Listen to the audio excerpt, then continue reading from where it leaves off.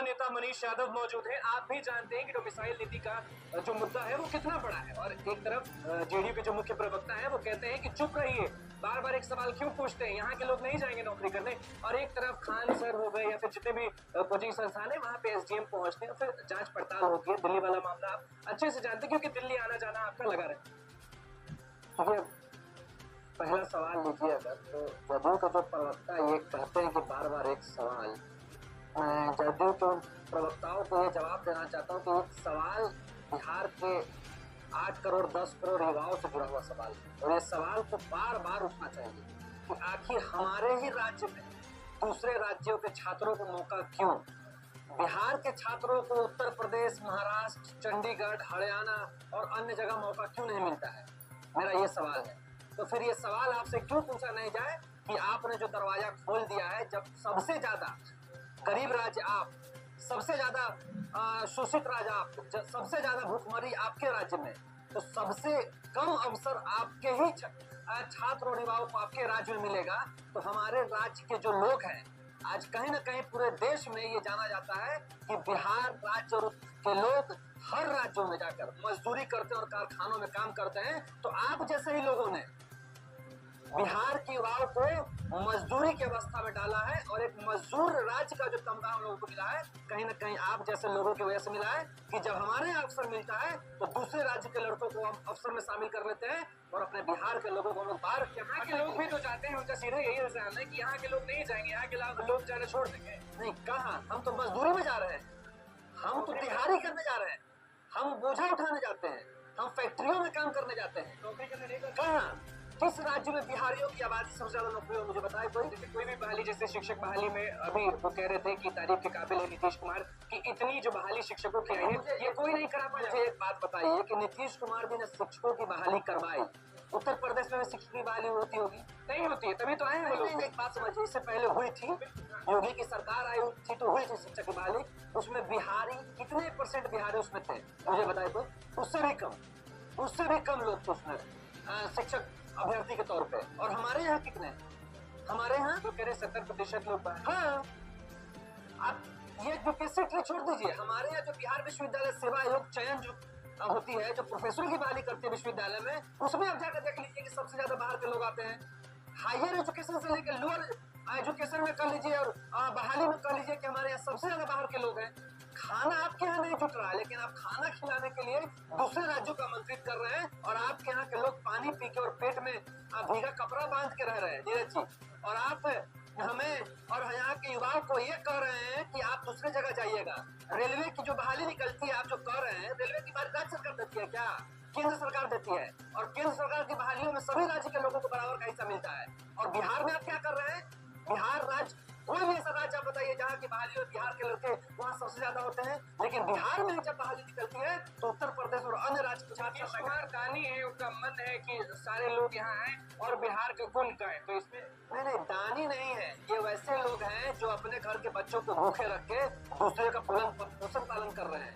यहाँ कोई दानी की सवाल नहीं, इनको प्रधानमंत्री बनना था, इन्होंने जल्दी से जल्दी ये हटा दिया, डोमिसाइल ये हटा दिया, उनको प्रधानमंत्री बनने के लिए सब। हाँ बिल्कुल, ये प्रधानमंत्री बनना था इसलिए उन्होंने ऐसा किया। लेकिन आज बिहार के करोड़ों छात्र नौजवान युवा जो पढ़ते लिखते हैं, जिनके पिता खेतिहर मजदूर हैं, जिनके पिता रिक्शा टेम्पू चलाते हैं, मजदूरी करते हैं, कहीं ना कहीं उसकी आस थी कि जो बहालियां निकलेगी उसमें हमारा बाल बच्चा जो पटना के छोटे छोटे रूम में लेकर पढ़ रहा है, पढ़ता लिखता है, लैंड कर जाता है तो लैंड पे पढ़ता लिखता है, वैसे लोगों का भविष्य कहीं ना कहीं नीतीश कुमार दाव पे लगा दिया है। और आने वाला विधानसभा चुनाव इसी डोमिसाइल नीति का आपकी सत्ता को नष्ट नाबूद कर देगा। आपने बीच में कहा था कि 70% लोग जो है वो बाहरी है, बस 20% लोग बिहार के हैं। तो ऐसे में आप जो बोल रहे हैं, तो सरकार में जितने भी प्रवक्ता हो गए या विधायक हो गए, MLC हो गए, सारे लोग बोलते हैं कि जो लोग बोलते हैं कि 70% बाहरी है, वो प्रूफ हमको लाए। वो क्या प्रूफ है? विश्वविद्यालय जाके देख लीजिए, हर जगह जाके देख लीजिए, हर जगह बिहारी है, न कि बाहरी। नहीं, आप प्रूफ की क्या जरूरत है, प्रमाण तो आपके पास आया है, प्रमाण पत्र, आवासीय प्रमाण पत्र, ये तो सरकार के पास जमा है। ये हम जैसे लोगों से आप क्यों मांग रहे हैं भाई? आपके पास तो जिन लोगों ने आपके यहाँ बहालियों में वेरिफिकेशन करवाया उसका आवासीय प्रमाण पत्र होगा, वो बिहार का रहने वाला है, उत्तर प्रदेश का रहने वाला है। तो आप ना बताइए डाटा, हम तो आपसे डाटा पूछ रहे हैं, आप कैसे कह रहे हैं कि बाहर के लोग नहीं आ रहे हैं? आप हमें डाटा दीजिए। जो बच्चा आत्महत्या कर रहा है, 2 नंबर से छूट जाने पे रो रहा है, क्यों रो रहा है? आपने क्यों पूरी स्वच्छता से और पूरी तरह से आपने बहाली नहीं निकाली?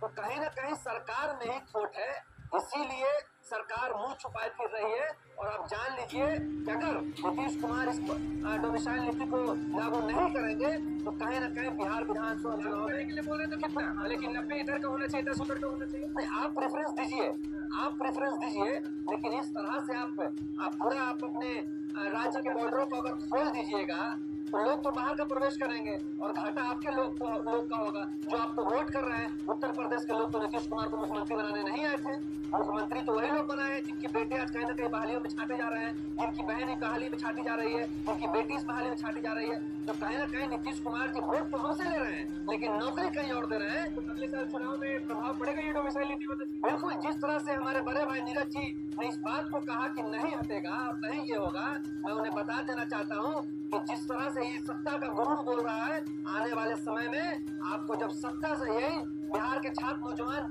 जब उतार देंगे इस डोमिसाइल नीति के मामले पे, तब आपको याद आएगा कि आपने कितनी बड़ी गलती। पटना में फेमस टीचर खान सर हो गए, ज्ञान बिंदु हो गए, या फिर बड़े बड़े संस्थानों में एसडीएम पहुंचते हैं, पुलिस प्रशासन पहुंचती है देखने के लिए कि सारा व्यवस्था जो है वो ठीक है कि नहीं, आग लग जाएगा तो कुछ व्यवस्था है कि नहीं, एंट्री एग्जिट सब चीज बढ़िया से है कि नहीं, और जितना कैपेसिटी अलाउ है उससे ज्यादा लोग पढ़ा रहे हैं कि नहीं पढ़ा रहे। तो खान सर में की कोचिंग में तो ताला लटक गया है। तो इसको आप मतलब किस तरह से देखें, क्योंकि दिल्ली में जो बच्चे पढ़ते हैं वहाँ जो घटना घटी वो अच्छी तरह से, लेकिन बात समझिए कि यहाँ गलती टीचरों से पहले प्रशासन की है।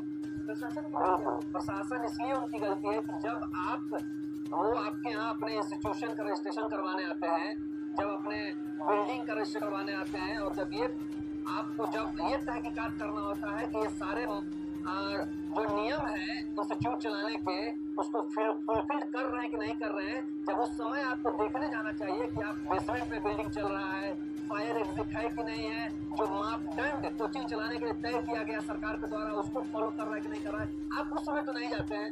जब घटना घट गई तो आप पूरे देश में एक कमेटी बना दिए, वो जांच कर रही है, ताला लगा रही है। देखिए, आप टीचर को छूट दे रहे हैं।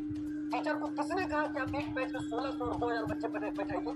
खान सर जैसे लोग 2-2000 बच्चों को पढ़ाते हैं, प्लेटफॉर्म कोचिंग 2-2000 बच्चों को पढ़ाते हैं, बहुत लोग 2-2000 बच्चों को पढ़ाते हैं। आप 11 रुपए में पढ़ा रहे हैं, 21 रुपए में पढ़ा रहे हैं, इससे मतलब नहीं है। उस बच्चे की जान की भी कीमत आप ले रहे हैं, इस बात को याद रखें। बिल्कुल, खान सर को और अन्य लोग जितने लोग हैं जो दृष्टि IAS कोचिंग सेंटर है, तमाम जितने कोचिंग सेंटर हैं, वो लोग कहीं ना कहीं पैसे तो कम लेने की बात करते हैं, लेकिन ऐसे लोग उन छात्र नौजवान युवाओं के जान माल की भी गारंटी ये लोग लें कि अगर हमारे क्या कोई घटना घटती है तो जिम्मेदार हम होंगे। ये लोग पूरी तरह से छात्रों के जीवन को रिस्क पे लेकर ये लोग अपने कोचिंग संस्थान को चलाते हैं। कौन टीचर मरता है इस तरह की घटनाओं में? कोई टीचर नहीं मरता है। 2-2 हजार 5-5 हजार बच्चे भेड़ बकरियों की तरह खान सर और ये लोग पढ़ाते हैं और कहते हैं कि हम 11 रुपया लेकर कल्याण कर रहे हैं। उन बच्चों की परिवार को आप क्या दे दीजिएगा, कितना पैसा दे दीजिएगा उसका बेटा वापस आ जाए? ये लोग पूरी तरह से देश के छात्र नौजवान युवाओं को बरगला रहे हैं। कोई मानक और मापदंड नहीं है कोचिंग चलाने का इनके पास। ऐसे लोग जो भी पाए जाए उनको सभी को जेल भेजना चाहिए। सभी को जो हो, बड़े टीचर, छोटे टीचर, खान सर हो, दिव्य दृष्टि IAS हो, जो भी हो, ऐसे सभी लोगों को एक बहुत बड़ा दंड दिए अपराध है, इस बात को जान लीजिए। और जो भी इस मापदंड को नहीं पूरा करता है, कुछ कोचिंग पे क्या आप ताला लगाने सो जाएगा। ये लोग फिर से ऑर्डर ले आएंगे सरकार से, और सरकार भी पैसे देकर, प्रशासन से ये लोग पैसे देकर रजिस्ट्रेशन लेती है। कोई मापदंड इनका नहीं है, पैसे के दल पे ये लोग पूरी व्यवस्था को खरीदे हुए हैं, और यही व्यवस्था हम बच्चों की जान ले रही है, बिहार के भविष्य और देश के भविष्य का जान ले रहे हैं। फेसबुक और अपने ट्विटर हैंडल पे आप लगातार पेपर लीक का मामला उठाते हैं, डोमिसाइल नीति का उठाते हैं, कोचिंग वाला भी उठा रहे हैं। सब लोग कह रहे हैं कि मनीष जी अब आंदोलन करने वाले हैं और आंदोलन का समय नहीं। हम लोग तो पिछला बार ही पेपर लीक हुआ नीट में आप लोगों ने देखा, लेकिन जब सरकार ही बिकी हुई है तो उसमें क्या हम लोग कर सकते हैं? सुप्रीम कोर्ट ने बोल दिया है कि परीक्षा फिर से नहीं। सुप्रीम कोर्ट, देखिए, मैं न्यायालय पे कोई टिप्पणी नहीं करना चाहूंगा, लेकिन जिस तरह से बच्चों के साथ और एक गरीब परिवार जो सालों तैयारी करता है, पेट काट के बाल बच्चों को पढ़ाता है, उसके साथ अन्याय हुआ। सुप्रीम कोर्ट ना माने, लेकिन हम लोग मानते हैं। और जहां तक रही बात कोचिंग की, तो सही मायने में इन लोगों पे FIR हो और 302 का मुकदमा चले, इन लोगों पे आत्महत्या का मुकदमा चले, और हत्या का मुकदमा खान सर पे भी चले, हत्या का मुकदमा उस कोचिंग वाले पे चले जो बेसमेंट में कोचिंग चला रहे हैं, उन तमाम लोगों पे हत्या का मुकदमा बोल रहे हैं।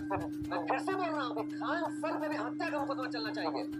उन तमाम कोचिंग वालों पे हत्या का मुकदमा चलना चाहिए जो लोग कोचिंग संस्थानों के जो मापदंड होते हैं पढ़ाने के, जो जिन्होंने सरकार जो तय किया है मापदंड, उस मापदंड को जो भी फॉलो नहीं कर रहे हैं, उन तमाम लोगों पे 302 के हत्या का मुकदमा चलना चाहिए और बिहार में डोमिसाइल नीति को लागू करना चाहिए, नहीं तो हम लोग इस बार विधानसभा घेराव करने उतरेंगे। तो दोस्तों आप लोगों ने स्पष्ट रूप से सुना क्या कुछ अपडेट आ रही है। हर एक बातों को छात्र नेता क्लियर कर रहे हैं, चाहे वो TRE 1 हो, TRE 2 हो, TRE 3 हो। तो स्पष्ट रूप से बड़ी बात यहाँ पे कही है। क्या कुछ होगा ये तो समय बताएगा। वीडियो शेयर कीजिए। धन्यवाद दोस्तों। जय हिंद, जय भारत।